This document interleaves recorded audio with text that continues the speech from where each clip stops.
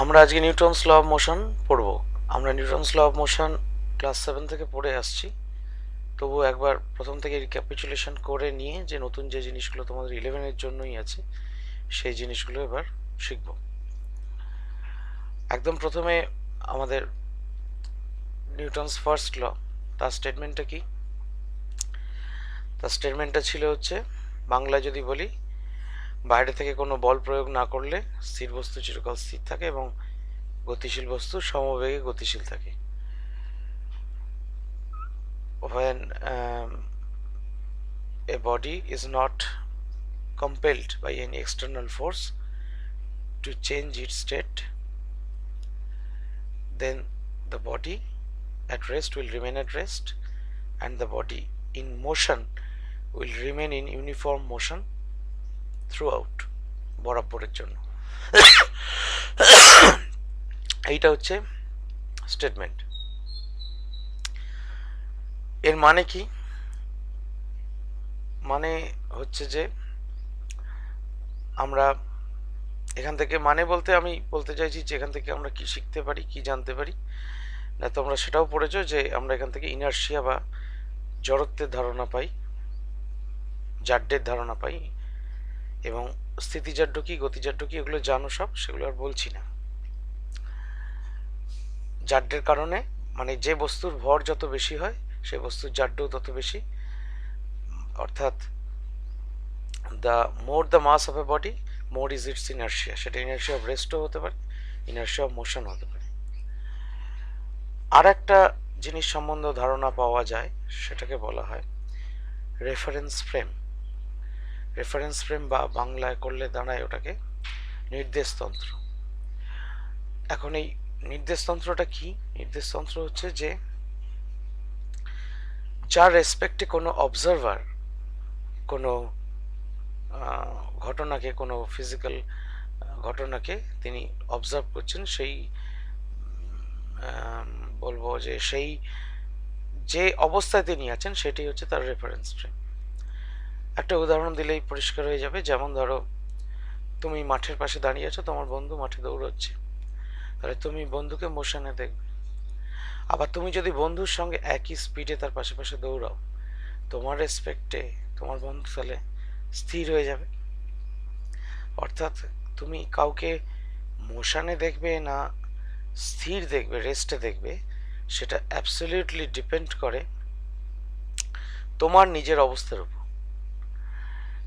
তা যখন কোনো অবজারভার রেস্টে থাকে তার এনভায়রনমেন্টের সাপেক্ষে, বা সে ইউনিফর্ম মোশনে থাকে, দুটোই হতে পারে, মানে সে ইউনিফর্ম ভেলোসিটিতে যদি মুভ করে বা যদি রেস্টে থাকে, তাহলে সেই রেফারেন্স ফ্রেমটাকে বলা হয় ইনার্শিয়াল রেফারেন্স ফ্রেম, এবং সেখানে নিউটনস লজ অফ মোশন খুব সহজেই প্রয়োগ করা যায়।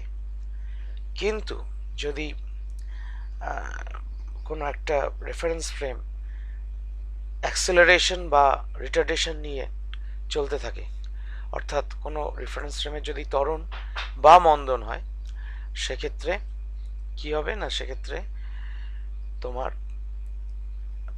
অবজারভার একটা ফোর্স অনুভব করে, একটা বল অনুভব করে, but he or she Kant figure out what is the source of that force. কোন উৎস থেকে সেই বলটা তার উপর প্রযুক্ত হচ্ছে সেটা কিন্তু সেই অবজারভার বা পর্যবেক্ষক বুঝতে পারেন না। উদাহরণ নেওয়া যাক, সেই বাসে চড়ার যে উদাহরণটা, ধরো তুমি বাসের ফ্লোরের উপর দাঁড়িয়ে আছো, বাসটা স্থির অবস্থায় আছে, বাসটা চলতে শুরু করলো। বাসটা চলতে যেই শুরু করলো, তার মানে তার ভেলোসিটি তার মানে বাড়লো। তার ভেলোসিটি আগে 0 ছিল, সেখান থেকে বাড়লো, তার মানে বাসটার কি হলো না, অ্যাক্সেলারেশন হলো। তুমি এর ফলে কি হলো, তুমি যদি কোনো কিছু ধরে না দাঁড়াও, এমনি জাস্ট দাঁড়িয়ে থাকো, তাহলে ইউ উইল লিন ব্যাকওয়ার্ডস, তুমি পিছন দিকে হেলে যাবে। তুমি বাসের রেসপেক্টে ভাববে কি না, আমাকে কেউ সামনের দিকে ধাক্কা মারলো, সামনে থেকে পিছনের দিকে ধাক্কা মারলো, আমি পিছনের দিকে পড়ে গেলাম। কিন্তু সত্যি সত্যি কি কেউ ধাক্কা মারলো? তা মারলো না।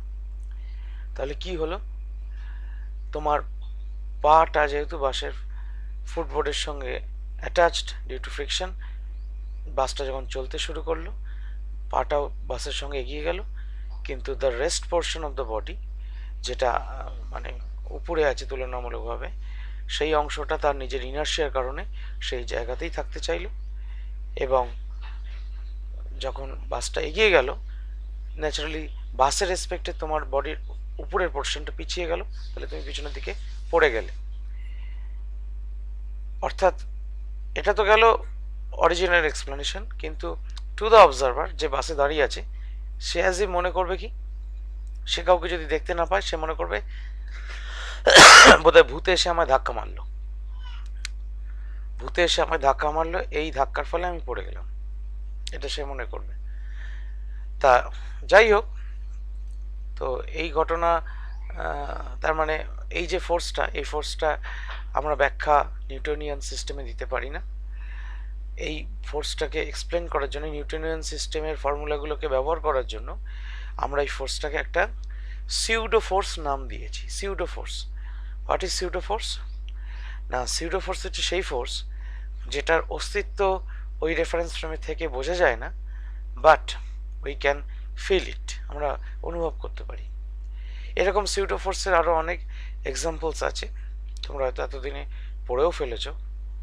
যেমন ধরো, নাগরদোলায় যখন তোমরা চাপো আর কি মেরিগো রাউন্ডে, তখন যখন নাগরদোলাটা ঘোরে, তখন সবসময় মনে হয় someone is pushing us towards the circumference, অর্থাৎ ওই নাগরদোলা যে বৃত্তে ঘোরে, সেই বৃত্তের যে পরিধি, সেই দিকে যেন কেউ আমাদের ঠেলে দিচ্ছে। কিন্তু সত্যি সত্যি তো কেউ ঠেলে না। ওই সিস্টেমে একটা নন ইনার্শিয়াল ফোর্স প্লে করে, নন ইনার্শিয়াল রেফারেন্স ফ্রেম। কারণ কি না, তোমরা যদি সার্কুলার মোশন অলরেডি পড়ে ফেলে থাকো তাহলে জানবে যে সার্কুলার মোশনে বলছে যে যদি একটা বডি, সে যদি সার্কুলার পাথে ট্রাভেল করে, সে যদি ইউনিফর্ম স্পিডেও ট্রাভেল করে, তার কিন্তু সেন্ট্রিপিটাল অ্যাক্সেলারেশন তার উপর কাজ করবে।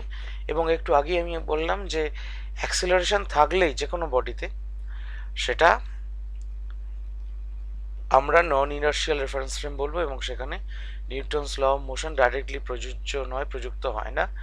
এবং সেখানে নিউটনস ল অফ মোশনগুলোকে অ্যাপ্লাই করবার জন্যে আমরা একটা ফিকটিশিয়াস ফোর্স বা সিউডো ফোর্সের ধারণা মানে করি, যে ফোর্সটা অ্যাজ ইফ যেন প্লে করছে।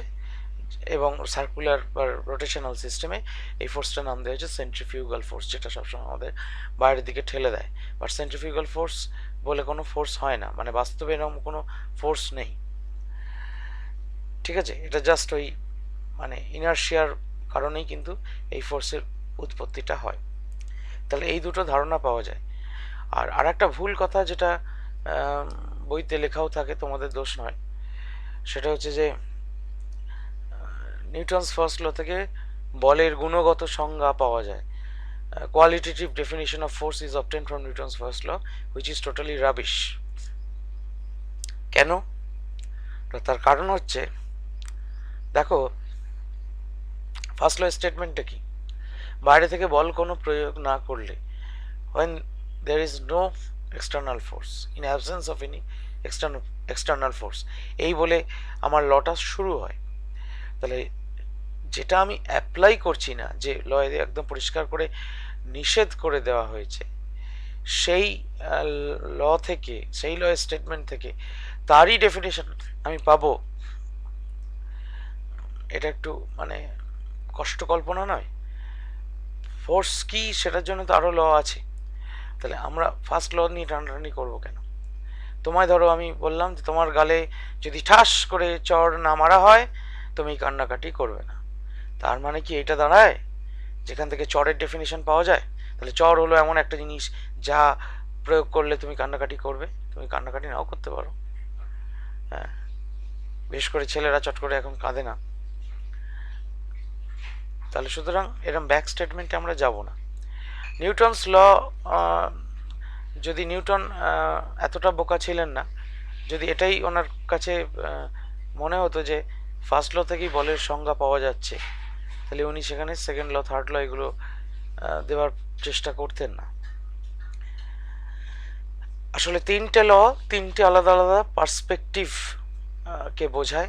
এক নম্বর হচ্ছে প্রথম লটা ফোর্স অ্যাপ্লাই না করলে কি হবে সেটা বোঝায়, সেকেন্ড লটা ফোর্স অ্যাপ্লাই করলে কি হবে সেটা বোঝায়, আর থার্ড লটা ফোর্স যখন অ্যাপ্লাই করব, যার উপর অ্যাপ্লাই করব, রিটার্ন গিফট হিসেবে সে কি দেবে সেইটা ক্লিয়ার হয় আমাদের কাছে। তাহলে তিনটি লয়ের আলাদা আলাদা পার্সপেক্টিভ আছে অ্যাপ্লাই করার, মানে প্রত্যেকটাই প্রত্যেকের উপর নির্ভরশীল এমন নয় কিন্তু। আর আরও একটা জিনিস বলি, সেকেন্ড ল স্টেটমেন্টটায় আসি, এবার সেকেন্ড লতে আসি, তারপর এটা আলোচনা করব। সেকেন্ড ল স্টেটমেন্টটা কি? The rate of change of momentum of a body is directly proportional to the applied force and the change takes place in the direction in which the force acts। এই আছে। তো ব্যাপার হচ্ছে যে এই যে স্টেটমেন্টটা, এই স্টেটমেন্টটা বাংলায় করলে দাঁড়ায় যে কোনো বস্তুর ভরবেগের পরিবর্তনের হার তার উপর প্রযুক্ত বলের সমানুপাতিক হয় এবং বল যেদিকে ক্রিয়া করে বস্তুর ভরবেগের পরিবর্তনও সেই দিকে ঘটে। এই যে স্টেটমেন্টটা, এই স্টেটমেন্টটা কিন্তু থেকে আমরা পি ইকুয়াল টু এম এ, এই এফ ইকুয়াল টু এম এ এইরকম একটা রিলেশন পেয়েছিলাম, ম্যাথামেটিক্যালি পেয়েছিলাম। আমি আশা করি এটা তোমরা সবাই মানে you are well accounted with this relation, এটা নিয়ে আর আলোচনা করার দরকার নেই। কিন্তু যে জায়গাটা একটু আলোচনা করব সেটা হচ্ছে যে এই ল থেকে, মানে এই যে ইকুয়েশনটা পেলে এখান থেকে অনেক সময় দেখবে প্রশ্ন মাধ্যমিকেও দেয় যে নিউটনের দ্বিতীয় গতিসূত্র থেকে প্রথম গতিসূত্রটি প্রমাণ করো। মাধ্যমিকে নয়, 9-এ হয়ে গেছে এখন, এই সিলেবাসটা তো আর মাধ্যমিকে নেই। নিউটনের দ্বিতীয় গতিসূত্র থেকে প্রথম গতিসূত্র প্রমাণ করো। এফ ইকাল টু এম এ, এই রিলেশনে আমরা কি করি না, আমরা এফটাকে জিরো করে দিই, এফটাকে জিরো করে দিয়ে এম এ সমান জিরো হয়। মাস যেহেতু জিরো হতে পারে না, তাহলে এ মানে অ্যাক্সিলারেশন সেটা জিরো নিশ্চয়ই। তাহলে অ্যাক্সিলারেশন যদি জিরো হয় তাহলে there is no change of velocity, initial velocity equal to final velocity. That means যে রেস্টে ছিল তার ইনিশিয়াল ভেলোসিটি জিরো ছিল, ফাইনাল ভেলোসিটিও জিরো, আর যে মোশনে ছিল তার যা ইনিশিয়াল ভেলোসিটি ছিল সেইটাই তার ফাইনাল ভেলোসিটি, তার ভেলোসিটির কোনো চেঞ্জ হয়নি। এটা আমরা করে এসছি, শিখে তোমাদের শেখানো হয়েছে স্কুলে হয়তো এইভাবে। But this is ridiculous. Newton second law থেকে যদি ফার্স্ট ল প্রমাণ করা যেত, নিউটন এত বোকা ছিলেন না, এত মূর্খ ছিলেন না যে উনি আবার আর একটা ল দিতেন। তাহলে ভুলটা কোথায় হচ্ছে না, ভুলটা হচ্ছে যে যে মুহূর্তে আমরা F equal to zero put করছি সেই মুহূর্তে we are violating the condition for second law. Second লতে ফোর্স অ্যাপ্লাই না করার কথা বলা নেই, সেকেন্ড লতে বলা আছে the rate of change of momentum is directly proportional to the applied force। তাহলে ফোর্স অ্যাপ্লাই করা হচ্ছে, এবং ফোর্স অ্যাপ্লাই করা হচ্ছে মানে সেটার ভ্যালু নিশ্চয়ই জিরো নয়, সেটা নন জিরো ভ্যালু, তার যুক্তি তাই বলে। তাহলে কি দাঁড়াচ্ছে ব্যাপারটা, ব্যাপারটা যেটা দাঁড়াচ্ছে সেটা হচ্ছে যে আমরা ওই প্রশ্নটাকে এইভাবে বলতে পারি যে নিউটনের দ্বিতীয় গতিসূত্রে কোন শর্ত চাপালে বা কোন কন্ডিশন অ্যাপ্লাই করলে we will arrive at the first law. এই স্টেটমেন্টটা প্রশ্ন হিসেবে দেওয়া যেতে পারে, কিন্তু প্রমাণ করো নিউটনের দ্বিতীয় সূত্র থেকে প্রথম সূত্রটা প্রমাণ করো, এটা মানে সত্যি কথা বলতে এটা মানে বলা উচিত নয়, রিডিকুলাস। আশা করি যুক্তিটা ক্লিয়ার। নিউটন সেকেন্ড ল থেকে আমরা বিভিন্ন রকমভাবে ফোর্স মাপতে পারি, ফোর্সের ইউনিট জানো। শুধু একটা জায়গায় একটুখানি মানে স্ট্রাইক করবো, সেটা হচ্ছে ফোর্সের যে দুটো ইউনিট তোমরা শিখেছো, একটা হচ্ছে অ্যাবসলিউট ইউনিট আর একটাকে বলা হয় গ্র্যাভিটেশনাল ইউনিট। অ্যাবসলিউট ইউনিট ওই ডাইন নিউটন, এগুলো অ্যাবসলিউট ইউনিট, আর গ্র্যাভিটেশনাল ইউনিট হচ্ছে তোমার তোমার কোনো একটা বডির যা ওজন সেইটা থেকে আমরা গ্র্যাভিটেশনাল ইউনিট বার করেছি। যেমন 1 গ্রাম মাস বিশিষ্ট কোনো একটা বডির যা ওয়েট সেটাই হচ্ছে সিজে সিস্টেমে 1 গ্র্যাভিটেশনাল ইউনিট অফ ফোর্স। আবার 1 কিলোগ্রাম মাস বিশিষ্ট কোনো বডির যা ওয়েট সেটা হচ্ছে তোমার এসআই সিস্টেমের গ্র্যাভিটেশনাল ইউনিটে ফোর্সের ইউনিট। তা যাই হোক, এই ভ্যালুটা বুঝতেই পারছো অভিকর্ষ ত্বরণের উপর নির্ভর করছে। যেখানে তার মানে অভিকর্ষ ত্বরণ বেশি সেখানে এর ভ্যালু একরকম, যেখানে কম সেখানে আরেক রকম। সেই জন্য গ্র্যাভিটির উপর নির্ভর করে বলে এটাকে গ্র্যাভিটেশনাল ইউনিট নাম দেওয়া হয়েছে। আর অ্যাবসলিউট ইউনিটের বেলায় অ্যাবসলিউট ইউনিট অফ ফোর্সের ক্ষেত্রে এরকম কোনো ফিজিক্যাল প্যারামিটারের উপর যেহেতু ডিপেন্ডেন্ট নয়, হ্যাঁ, মাস আর velocity change, rate of change of velocity, অর্থাৎ 1 গ্রাম মাসের কোনো বডির উপর যে ফোর্স অ্যাপ্লাই করলে তার 1 সেন্টিমিটার/সেকেন্ড স্কোয়ার অ্যাক্সেলারেশন জেনারেটেড হয়, সেই পরিমাণ ফোর্সকে আমরা 1 9 ফোর্স বলি। তার মানে এখানে 1 গ্রাম, এই যে মাসটা, এটাও কোনো কিছুর উপর ডিপেন্ড করে না। আর 1 সেন্টিমিটার/সেকেন্ড স্কোয়ার অর্থাৎ এই অ্যাক্সেলারেশনের যে ইউনিটটা, সেটাও কারোর উপর ডিপেন্ড করছে না, সেই জন্য এটাকে অ্যাবসলিউট ইউনিট নাম দেওয়া হয়েছে। এগুলো অলরেডি জানি। থার্ড লতে আসি। থার্ড লটা ছিল কি? থার্ড লটা ছিল to every action there is an equal and opposite reaction. Third law তোমরা অলরেডি অনেকগুলো এক্সাম্পল জানো, যে আমি দেয়ালে যদি ঘুষি মারি, দেয়ালকে আমি যতটা ফোর্স অ্যাপ্লাই করব, আমার হাতেও ঠিক ততটাই ফোর্স মানে লাগবে, আমার হাতে ততটাই ব্যথা লাগবে, বা দেয়াল আমাকে ঠিক ততটাই ফোর্স ফেরত দেবে। এই থার্ড লর ক্ষেত্রে যে দুটো কথা মনে রাখতে হবে, অঙ্ক কষার ক্ষেত্রেও বা বিভিন্ন জায়গায় অ্যাপ্লাই করার ক্ষেত্রে যেটা মনে রাখতে হবে, সেটা হচ্ছে থার্ড ল কিন্তু কোনো সময় একই বডির উপর কাজ করে না। অর্থাৎ অ্যাকশন ফোর্স এবং রিয়াকশন ফোর্স, এই যে দুটো ফোর্স বা force pair, they never act on the same body. আমি দেওয়ালের উপর ঘুষি মারছি, তাহলে আমি যদি দেওয়ালের উপর যে অ্যাপ্লাই করলাম ফোর্সটা, সেটাকে যদি অ্যাকশন বলি, দেওয়াল আমার হাতেতে যে ফোর্সটা ফেরত দিল, সেইটাকে যদি রিয়াকশন ফোর্স বলি, তাহলে বুঝতেই পারছো দুটো সেপারেট বডির উপর তোমার অ্যাকশন এবং রিয়াকশন পেয়ার কাজ করছে। They never act upon the same body. আমরা যে মেঝের উপর দাঁড়িয়ে থাকি, মেঝেতে আমরা কি ফোর্স দিই না, আমাদের ওজনের সমান ফোর্স দিই, সেটা হচ্ছে অ্যাকশন ফোর্স। আর মেঝে আমাদের উপরে যে ফোর্সটা দেয়, যার জন্য আমরা দাঁড়িয়ে থাকি, সেটা রিয়াকশন ফোর্স। যদি মেঝে এই রিয়াকশন ফোর্সটা না দিত, তাহলে আমরা মেঝের ভেতরে নেমে যেতাম, যেটা চোরাবালির ক্ষেত্রে হয়, কুইক স্যান্ডের ক্ষেত্রে হয়, নেমে যাই আমরা। আর এখান থেকে আরেকটা জায়গা আমরা যাব, যে সেটা প্রমাণ করা হয় অনেক সময়, প্রমাণ করা যায়ও, সেটা মিথ্যে নয়। সেটা হচ্ছে law of conservation of linear momentum. সেটা কি? সেটাও ক্লাস 9-এ ছিল তোমাদের। Law of conservation of linear মোমেন্টামটা থেকেই আমরা ক্লাস 11-এর পড়াটা ভালো করে একটু শুরু করব। তা law of conservation of linear মোমেন্টামটা একবার মুখে বলে নিই। সেটা হচ্ছে যে যখন একই লাইন বরাবর, একই স্ট্রেট লাইন বরাবর দুটো বডি এগিয়ে যাচ্ছে একই দিকে, একটা বডি পিছনে আছে, একটা বডি সামনে আছে, পিছনের বডিটার ভেলোসিটি বেশি, সে আলটিমেটলি গিয়ে সামনের বডিটাকে ধাক্কা দেবে। এই ধাক্কার ফলে দুটো বডিরই ভেলোসিটি পাল্টে যাবে। এই অবস্থায় ধাক্কার আগে ওই দুটো বডির যেটা টোটাল মোমেন্টাম, আর ধাক্কার পরে ওই দুটো বডির যে টোটাল মোমেন্টাম, তাদের মানগুলো সমান হবে, অর্থাৎ the momentum will remain conserved. এই যাকে তা আমরা law of conservation of linear মোমেন্টামটা একবার দেখে ফেলি।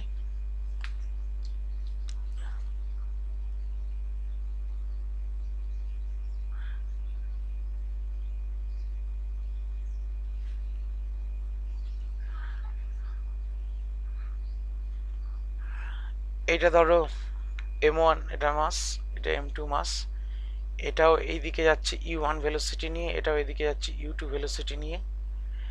এখানে তারা কোলাইড করলো, এটা হচ্ছে কলিশন হলো তাদের। এটা m1, এর ভেলোসিটি এখন v1, এর ভেলোসিটি এখন v2, এবং obviously u1 is greater than u2, তবেই ধাক্কাটা হবে। একই স্ট্রেট লাইন বরাবর তারা মুভ করছে। তা এই অবস্থায় law principle of conservation of linear momentum বলছে যে টোটাল মোমেন্টাম বিফোর কলিশন, সেটা m1 u1 plus m2 u2 equal to m1 v1 plus m2 v2।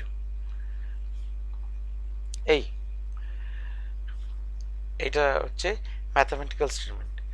এই ম্যাথামেটিক্যাল স্টেটমেন্ট থেকে আমরা অনেক সময় নিউটনস থার্ড ল অফ মোশনটা প্রুফ করবার চেষ্টা করি। কিভাবে করি না, ধরো এটাকে সাইড চেঞ্জ করতে পারি। যেমন ধরো এই m1u1টা এপাশে নিয়ে চলে এলাম আর m2v2টা এপাশে নিয়ে চলে এলাম, তাহলে কি দাঁড়ালো? Minus m2v2 plus m2u2 equal to m1v1 minus m1u1। এখান থেকে আমরা মাইনাস যদি কমন নিই তাহলে m2v2 মাইনাস m1 নয় m2u2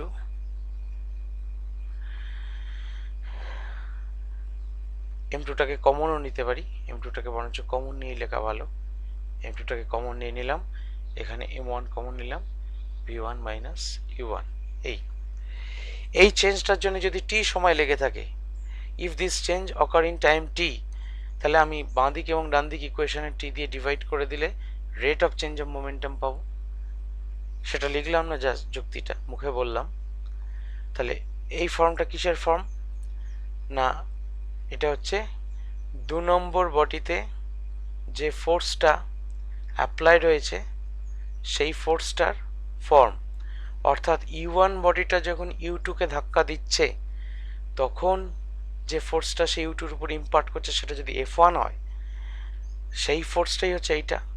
কারণ সেকেন্ড বডিটার ইনিশিয়াল ভেলোসিটি ছিল u2, ফাইনাল ভেলোসিটি হচ্ছে v2, তাহলে চেঞ্জ অফ ভেলোসিটি হচ্ছে v2 মাইনাস u2। তাহলে অবভিয়াসলি তাহলে প্রথম বডিটা দ্বিতীয় বডিটাকে যে ফোর্সটা দিচ্ছে সেটাই তার মানে এইটা, সেইটা তার মানে F1 লিখবো উইথ এ মাইনাস সাইন। ঠিক একই যুক্তিতে দ্বিতীয় বডিটা যে রিয়াকশন ফোর্সটা m1 কে দিচ্ছে সেটা জন্য m1 এর ভেলোসিটি চেঞ্জ হচ্ছে, সেইটা তাহলে F2। এই ফোর্সটা 1 নম্বর কণাটা 2 নম্বর কণাকে দিয়েছে, এই ফোর্সটা 2 নম্বর কণা 1 নম্বর কণাকে দিয়েছে। তাহলে এখান থেকে বুঝতেই পারছো যে একটা ফোর্স আর একটা ফোর্সের ঠিক ইকুয়াল এবং opposite. That means action is equal and opposite of reaction. তাহলে আমরা এখান থেকে নিউটনস থার্ড লটা তৈরি এস্টাবলিশ করতে পারলাম। উল্টোটাও সম্ভব, আমরা এইখান থেকে শুরু করে ব্যাক স্টেপে গিয়ে এখান থেকে এইটা গেলাম, এখান থেকে এইটা গেলাম, এখান থেকে এইটা গেলাম, আমরা ওই principal of conservation of linear momentum establish করতে পারি। দুটোই কিন্তু মোটামুটি ওই কি বলে এ টাইপের ল, মানে তোমার যেটাকে বলা হয় কমপ্লিমেন্টারি বলবো না, মানে more or less same form, more or less different forms of the same law. এই আচ্ছা, তারপর আর একটা জায়গায় আসবো আমরা, সেটা হচ্ছে যে এখান থেকে আমরা কলিশনের প্রকারভেদ সম্বন্ধে একটু আলোচনা করব। আজকের ক্লাসটা কলিশনের টাইপ বলে শেষ করব। কলিশনের টাইপ আলোচনা করবার আগে আর একটা প্যারামিটার অবশ্য আলোচনা করে নেওয়া দরকার, সেটা হচ্ছে কোএফিসিয়েন্ট অফ রেস্টিটিউশন কাকে বলে? বাংলায় বলে সংঘর্ষ গুণাঙ্ক, ইংরেজিতে বলা হয় কোএফিসিয়েন্ট অফ রেস্টিটিউশন। সেটা ছোট হাতের ই দিয়ে লেখা হয়, কোএফিসিয়েন্ট অফ রেস্টিটিউশন। এই সেটা ছোট হাতের ই দিয়ে লেখা হয়।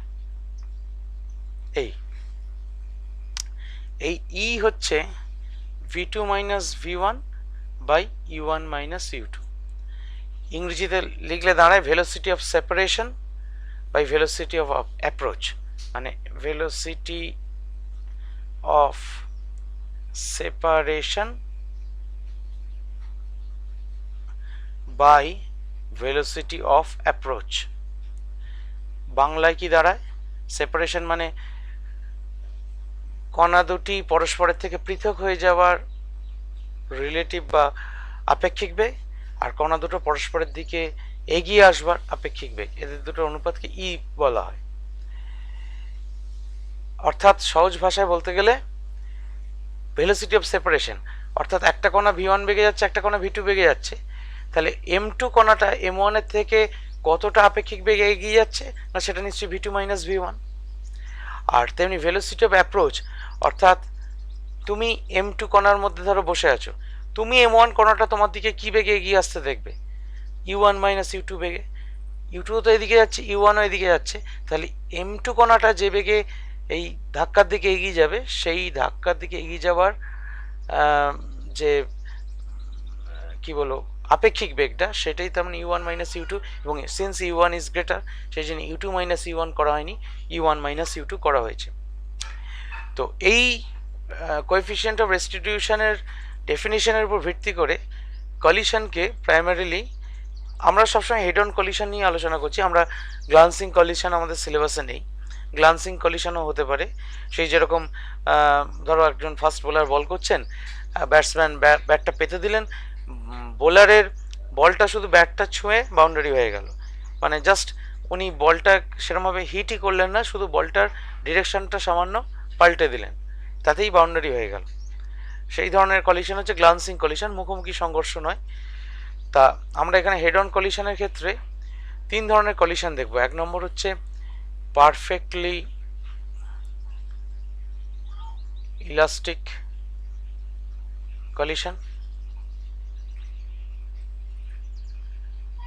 দু নম্বর হচ্ছে পারফেক্টলি, বাংলায় বলছি আমি, পারফেক্টলি ইন ইলাস্টিক কলিশন, আর থার্ডলি হচ্ছে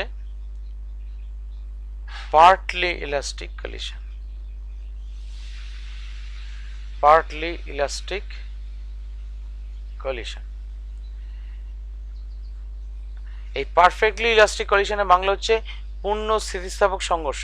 এর বেলায় ই ইকুয়াল টু 1 হয়, অর্থাৎ ই ইকুয়াল টু 1 যদি বসাও, ভি2 মাইনাস ভি1 ইকুয়াল টু ইউ1 মাইনাস ইউ2, অর্থাৎ velocity of separation is equal to velocity of approach. অর্থাৎ এই ক্ষেত্রে এম2 মাসের রেসপেক্টে এম1 মাসটা যে রিলেটিভ ভেলোসিটি নিয়ে এগিয়ে আসছিল, ধাক্কার পরে, সংঘর্ষের পরে ওই তাদের মধ্যে যে দূরত্ব বাড়তে থাকবে, সেটাও সেই একই বেগে হবে।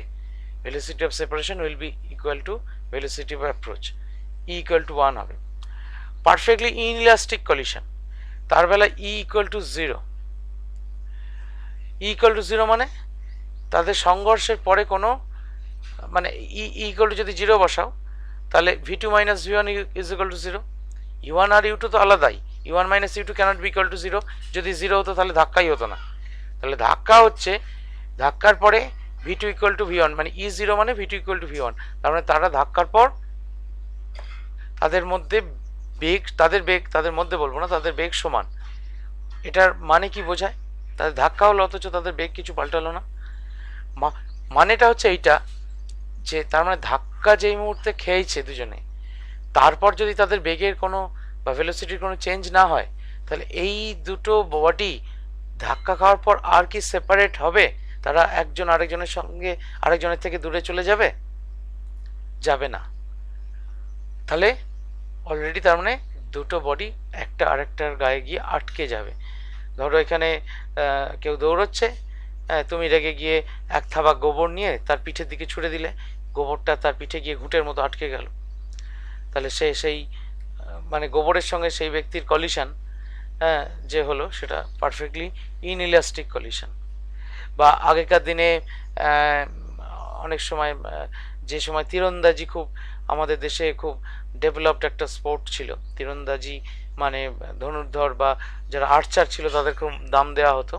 তা যারা ভালো আর্চার, তারা একটা এরকম আপেল ধরো শূন্যে ছুঁড়ে দিয়ে একটা তীর ছুঁড়ে সে আপেলটায় গেঁথে দিতে পারতেন, বা একটা ছুরি ছুঁড়ে দিয়ে সে আপেলটায় গেঁথে দিতে পারতেন।